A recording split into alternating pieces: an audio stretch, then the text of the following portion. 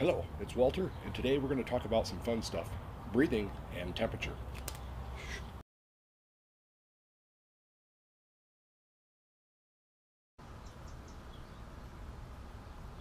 So, hopefully you'll be able to see this. It reads 112, about 114 degrees in the sun. 114 degrees in the sun. Of course, it's going down now that I'm in the shade. But I only left this out in the sun for like maybe 5 minutes. And you saw the other temperature. It was like around 100 degrees, and that was in the shade. And the thing is when you look on the news or a weather app for what the temperature is, it always gives the temperature in the shade.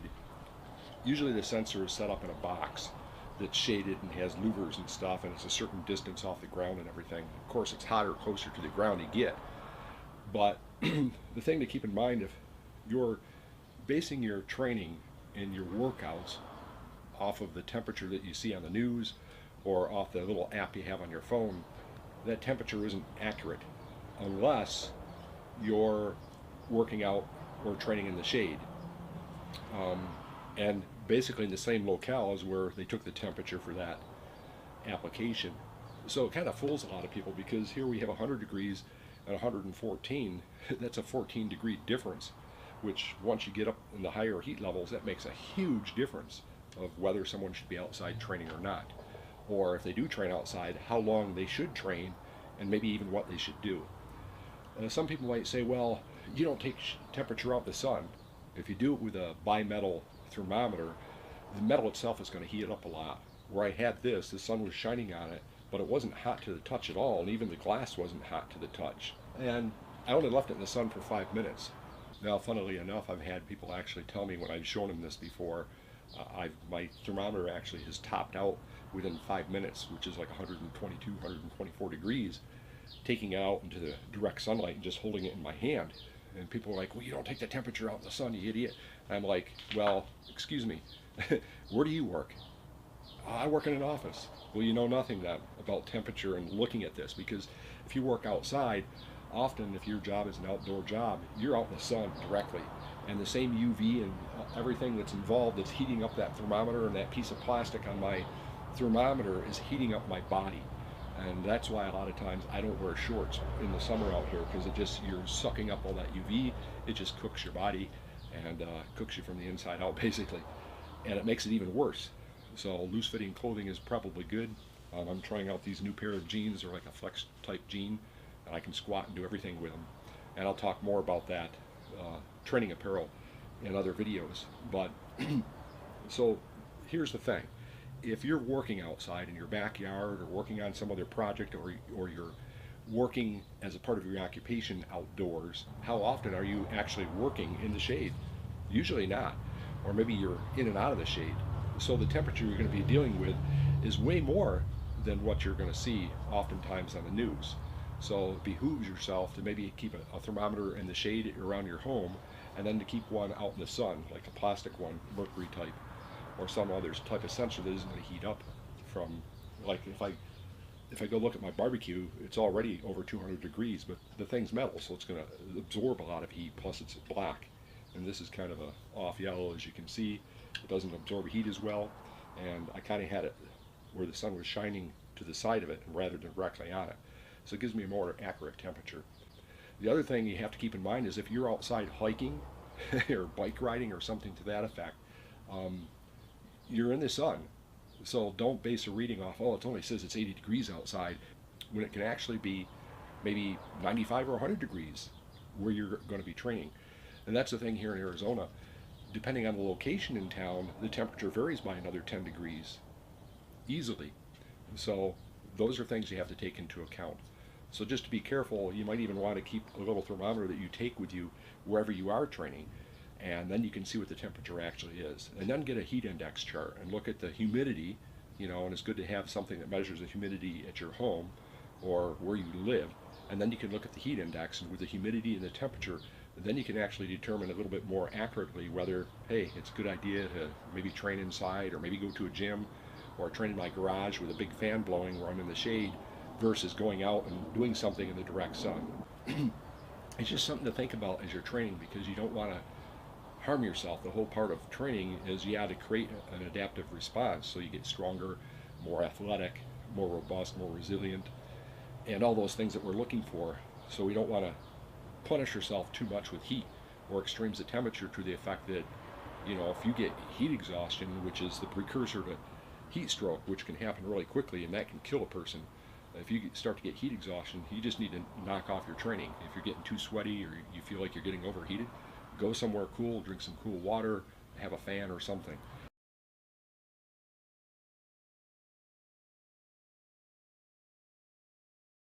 And here in Arizona, the issue is generally the humidity is pretty low. So when the wind blows, it just sucks the moisture out of your skin so quick you don't realize you're sweating as much as you are, especially if you're riding a bicycle or out on a hike somewhere in the mountains. It's like, man, it gets pretty bad. If you're somewhere where there's more humidity, well, then you got to take that into account, because the more humidity in the air, when the wind blows, it doesn't have as much of a cooling effect because it can only pull so much moisture off your skin. So that's just a little thought and a little tip today. Just be aware of the temperature differentiation between what's given to you on the news or on a weather app because it's taken in the shade, and what's actually occurring out in the sun. Because if you're in the sun doing anything, that's what you're dealing with. You're not dealing with the temperature in the shade. So just a thought, keep that in mind, and it might save your life or the life of someone you love. So let's move on to breathing. Okay, so the next thing that we were going to look at was breathing, and I wanted to look at something specifically in relation to kettlebell swings and other exercises like clean and jerks and snatches. The basic hinge pattern of the swing is critical to learning how to be able to do clean and presses and kettlebell snatches. So there's two camps on this. There's Kettlebell sport, which is two contested or sometimes a separate exercise movement, we might say, that's contested. A person can do what's called long cycle clean and jerks, which is just L, C, J. You've also got jerks,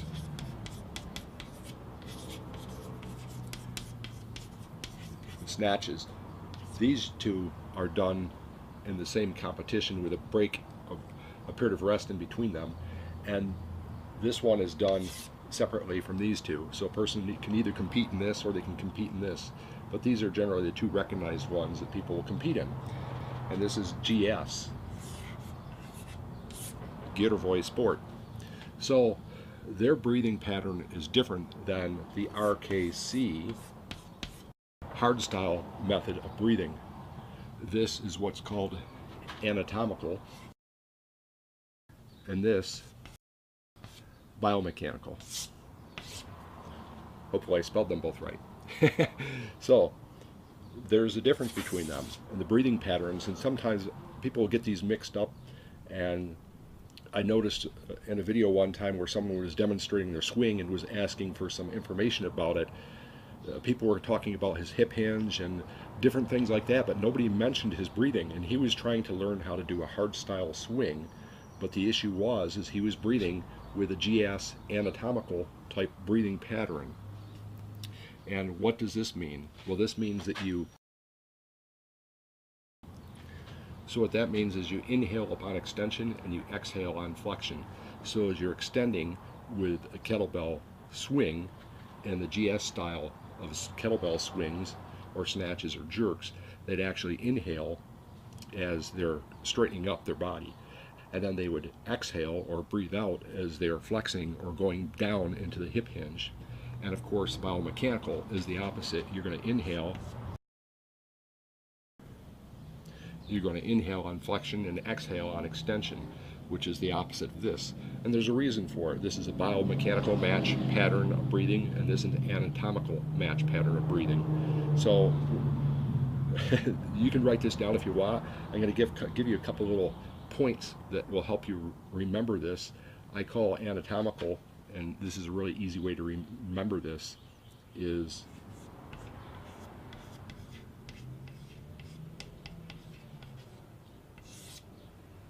accordion breathing, and hardstyle breathing, biomechanical, is bouncing ball breathing. So easy to remember. A, accordion, anatomical, bouncing ball. B, biomechanical. That's a really easy way to remember the differences between these. So we're going to talk about this a little bit more. So if you're confused about some of this stuff, this will make it easier to remember and easier to apply in your own training. Of course, you have to remember that how you breathe is going to depend on what you're doing and what your goals are and what you're trying to attempt.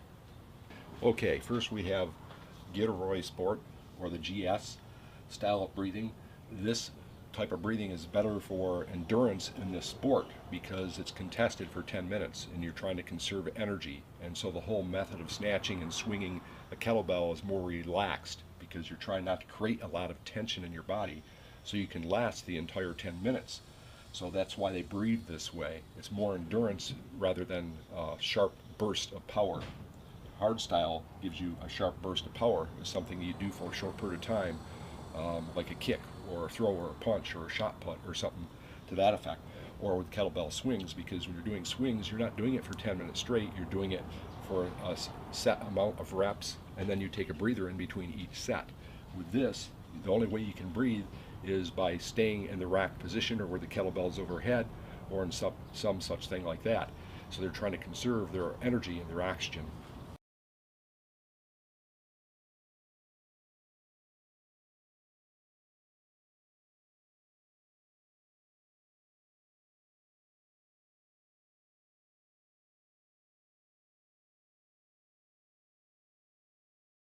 So this is about more of endurance, and this is more about power output.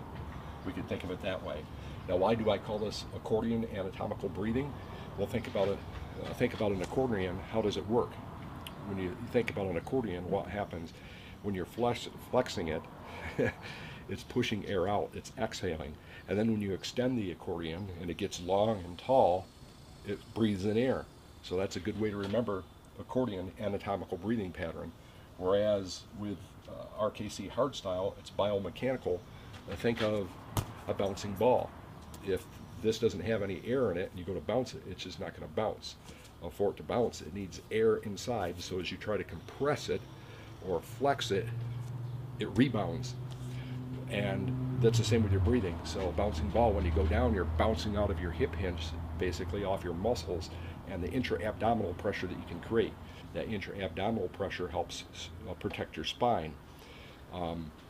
Most people will find that if they are doing the GS style, anatomical accordion style breathing, as they go over, if they're not used to it, what happens is they're more apt to relax in their lower back and their pelvic floor and hurt their lower back. It's not a style of breathing I recommend for anybody if they've had back issues.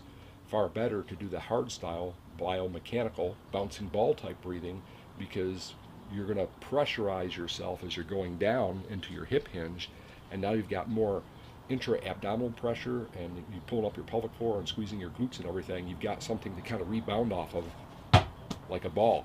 So it's going to work better for you and help you protect your back, which is the style I recommend if you've ever had back injuries and you're doing kettlebell swings or kettlebell cleans and jerks and presses and things like that, and kettlebell snatches.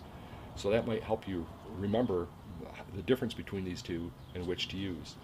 The other important aspect of breathing is if you're getting out of sync, with the hard style, you want to breathe in as you're going down, and then you exhale sharply as you come up. Breathe in through your nose and breathe out as you come up.